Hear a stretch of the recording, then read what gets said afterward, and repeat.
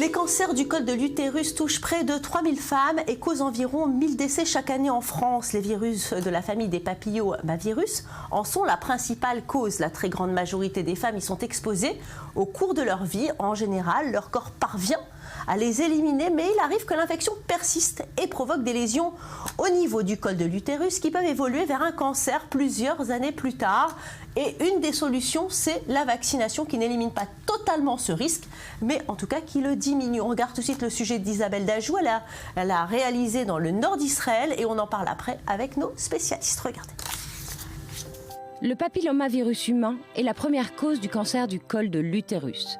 Cette affection est fréquente et la plupart du temps, le virus est éliminé naturellement par l'organisme. Mais parfois, notamment sous l'influence d'autres facteurs, comme la précocité des rapports sexuels ou le tabagisme, l'infection persiste. En Israël, la recherche sur le cancer du col de l'utérus avance à grands pas. Direction un hôpital dans le nord d'Israël, à Naharia, où le professeur Yaakov Bronstein a fait de cette pathologie sa spécialité. Fin des années 70, nous avons développé la biologie moléculaire qui nous a permis de vérifier l'ADN du virus. Grâce à l'analyse ADN, nous avons pu déterminer le génotype du virus, différencier les gènes qui avaient une tendance cancéreuse. Pour les femmes, la détection s'effectue grâce à un frottis cervical qui va déceler les anomalies à risque. Pour les hommes, le premier indice du HPV, ce sont les verrues génitales qui sont très contagieuses. L'homme atteint du HPV peut développer un cancer de la gorge, un cancer autant répandu que le cancer du col de l'utérus. Shira Ben Menachem, victime d'un cancer ravageur du col de l'utérus, aujourd'hui, elle regrette de ne pas avoir eu recours au vaccin. À 29 ans, suite à des saignements et des baisses de tension, je me suis rendue chez le médecin qui m'a expédiée à l'hôpital. J'avais entendu parler de ce virus, mais étant jeune et en bonne santé, je n'y ai guère porté attention. Une semaine après, on m'a annoncé un cancer violent du col de l'utérus. J'ai subi une intervention, suivi des traitements, rayons internes et externes, ainsi que des traitements de chimiothérapie pendant 1 an. On appelle ce cancer silencieux car il peut réapparaître. Aujourd'hui, je recommande à toutes les femmes d'aller se faire vacciner. Ça sauve la vie. C'est la vaccination préventive et le dépistage qui permettent de lutter le plus efficacement contre le cancer du col de l'utérus. Un vaccin a été créé il y a 20 ans. Celui-ci se donne en sécurité pour le patient, car l'ADN du virus n'est pas injecté dans le corps. Particularité aussi, ce vaccin sera donné aux personnes atteintes d'un cancer du col de l'utérus comme aux patients jamais malades, car il peut réapparaître à n'importe quel moment. En Israël, le ministère de la Santé offre ce vaccin aux enfants à l'âge de 14 ans, au collège. Il a déjà été donné 200 millions de fois dans le monde. Les effets secondaires de ce vaccin, une petite rougeur sur le bras. On me demande souvent pourquoi les hommes doivent se faire vacciner. Pour protéger les femmes? Non. Ce virus attaque les hommes et peut être très violent. Nous avons le pouvoir d'éradiquer ce cancer. Cela dépend de nous. Hommes et femmes, allez vous faire vacciner. Une politique de vaccination dans l'enceinte des écoles a permis une diminution du cancer du col de l'utérus de 70%. Prévenir est pour les professionnels la solution. Et en plateau avec moi, Isabelle Dajou, bonjour, c'est vous qui avez réalisé ce reportage. Et Yehuda Jaoui, bonjour, vous êtes gynécologue, bienvenue. Alors tout de suite, Isabelle, alors la vaccination, c'est vraiment la solution pour éliminer ce cancer du col de l'utérus? Alors la vaccination fait partie d'une des préventions du cancer du col de l'utérus. Il faut savoir que c'est tout de même le seul cancer qui détient un vaccin pour la prévention. Ensuite, c'est un vaccin qui est recommandé par le Haut Conseil de la Santé publique, mais il ne faut pas oublier le frottis cervical ainsi que la colposcopie qui font partie des examens et de dépistage et de prévention qui sont très importants. Qu'est-ce que c'est que ce cancer du col de l'utérus, docteur Jaoui? Le cancer du col de l'utérus, c'est un cancer qui est le plus fréquent chez la femme après le cancer du sein.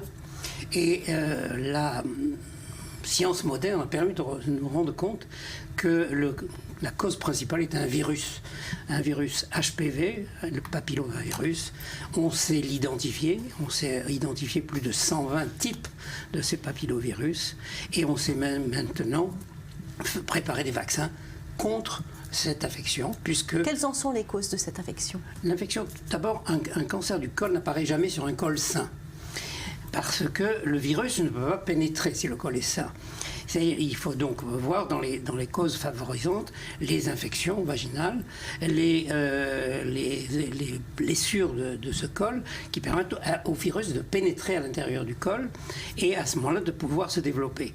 Et ensuite, il y a évidemment des facteurs favorisants tels que la précocité des rapports sexuels, le nombre de partenaires, le tabac et même la drogue. On dit qu'il y a des facteurs génétiques pour le cancer du sein. Est-ce que c'est pareil pour le col de l'utérus ? Pas tellement, non. Je crois que ce n'est pas du tout dans ce domaine-là que se fait la découverte dans la prévention et même l'éradication du cancer du col de l'utérus. Les facteurs génétiques interviennent forcément, mais pas puisque la cause essentielle, c'est ce virus, puisque s'il n'y a pas de virus, il n'y a pas de cancer. Bon, et s'il y a ce fameux virus, ce papillomavirus, si on le découvre, il y a automatiquement cancer ? Absolument pas. C'est une excellente question parce que l'organisme est capable de se défendre contre ce virus, et c'est pour ça qu'un certain nombre de cas, le virus apparaît, et l'organisme est capable, grâce à des anticorps, de faire évacuer ce virus, le faire disparaître. Mais dans certains cas, ce virus peut évoluer vers un cancer du col. Bon, alors si on prend la décision de se faire vacciner, est-ce que ça veut dire ne plus faire de frottis ? Certainement pas. Il faut absolument faire des préventions par le frottis et, comme vous l'avez dit, la colposcopie, qui est un examen qui permet de regarder le col, de voir s'il n'y a pas de lésion favorisant la pénétration de ce virus. Et ce vaccin, est-ce qu'il protège de tous les cancers du col ? Non, puisque nous connaissons 120 types de virus, il y en a certainement d'autres qui nous échappent, et d'autre part, les vaccins dont nous disposons ne sont actifs que sur 4 ou 5 types de virus, donc ils préviennent les cancers du col dus à ces virus-là, qui sont les plus fréquents, évidemment, mais donc la recherche est encore en cours pour développer des vaccins dans tous les types de vaccins. Et combien de temps le vaccin reste-t-il efficace ?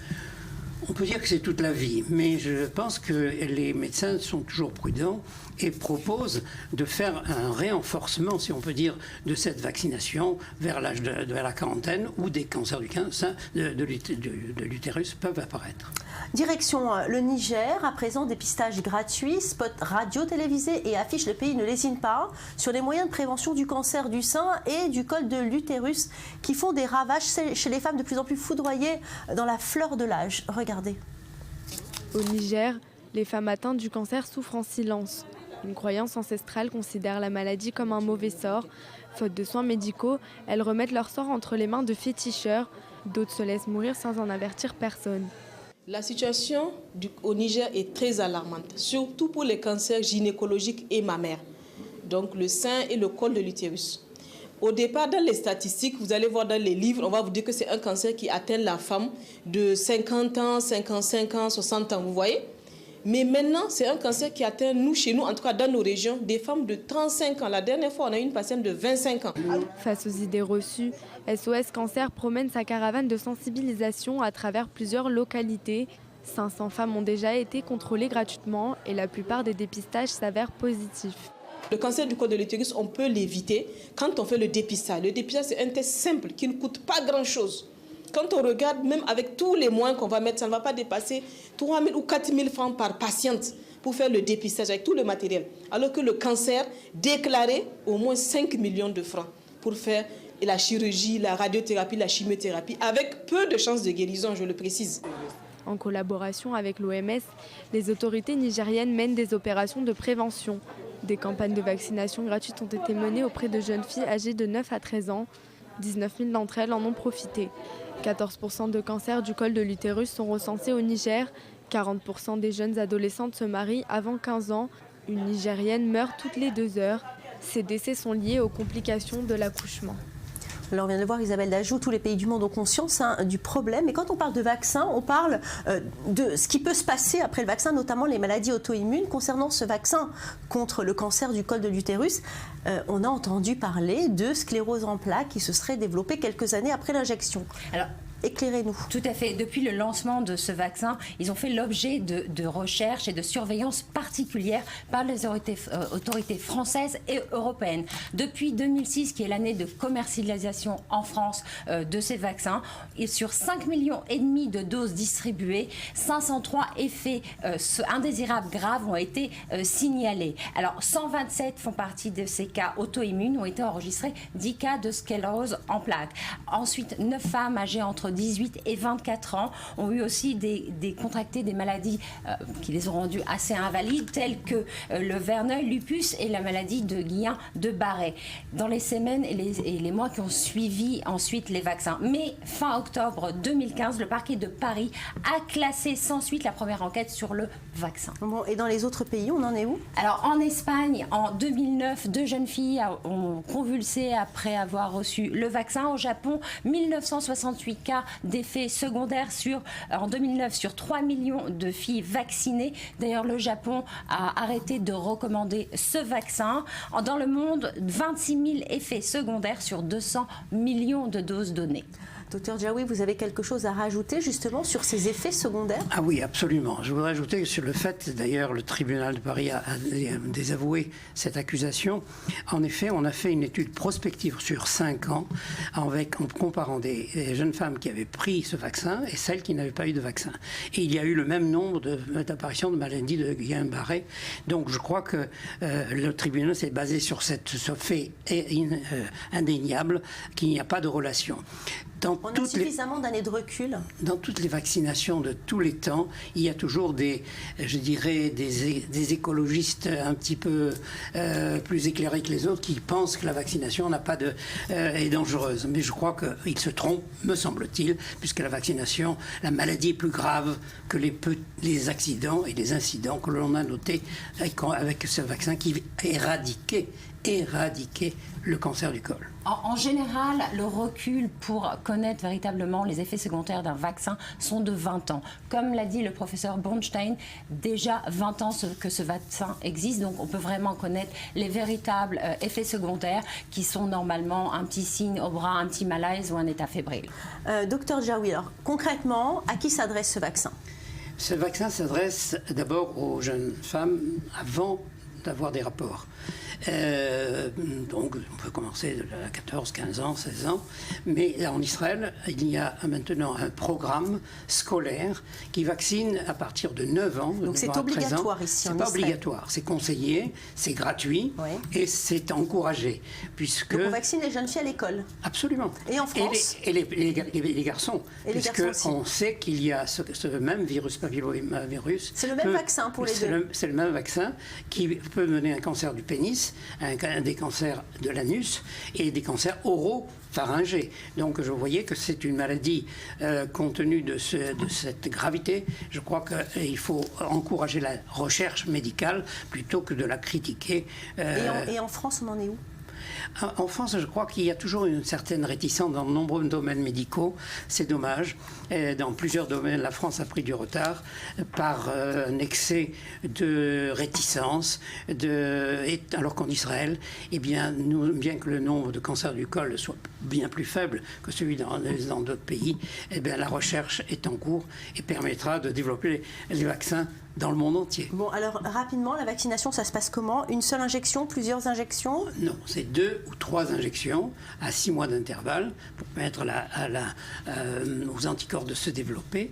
Et puis ensuite, on surveille quand même la femme par des frottis, par des colposcopies, un examen gynécologique habituel dans lequel se fait aussi l'examen des seins. Et donc, à ce moment-là, on sait très bien que cette maladie va disparaître grâce aux travaux des scientifiques et des médecins. Merci beaucoup, docteur Djaoui. Merci, Isabelle.